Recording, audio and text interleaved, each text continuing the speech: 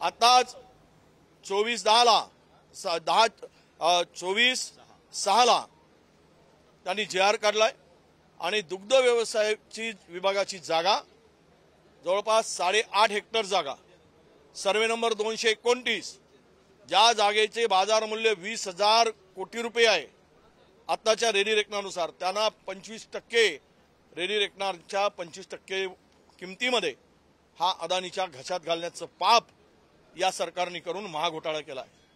याबरोबरच अद्यापही आपल्याला अंधेरी प्रकल्पाच्या संदर्भात, पुनर्विकास प्रकल्पाच्या संदर्भात कुठलेही पात्र अपात्र ठरले झाले नाहीत, म्हणजे यादी फायनल झालेली नाही, त्याचा कुठला करार झाला नसताना त्याची 550 एकर जागा त्यांनी अदानीच्या घशात घातली।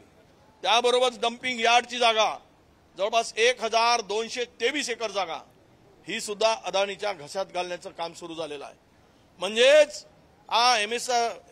MSRDCची जागा असेल ती जागा आता त्याचा प्रयत्न सुरू झालाय, त्यांची फाईल तिकडे जकात नाक्यावरची, अशा मोक्याच्या जागा तिथे केवळ 8,000 कोटी रुपये घेऊन तिकडे तो अदानी 1.5 लाख कोटी रुपये कमवणार आहे।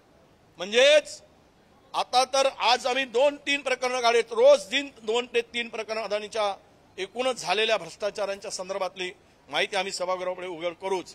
पण आज आम्ही मागणी केली होती सरकारकडे की हा जो घोटाळा जमिनीचा चालला आहे, जमिनी सरसकट अदानीच्या घशात घातल्या जात आहेत। सरकारचा आशीर्वाद आणि सरकारचा सहभाग या मुख्यमंत्र्यापासून सर्व लोक त्यामध्ये सहभागी आहेत आणि प्रचंड भ्रष्टाचार यामध्ये होतो आहे आणि हे सर्व महाराष्ट्रातील जनता बघत आहे। म्हणून आज आम्ही मागणी केली की या सगळ्या प्रकरणाची चौकशी झाली पाहिजे, या जमिनी परत घ्या आणि अदानीकडे ही जी मुंबई घाण ठेवण्याचं जे काही तुम्ही प्रयोग केला आहे, सुरू केला आहे, ते थांबवा, अशी आम्ही आज मागणी केलेली आहे।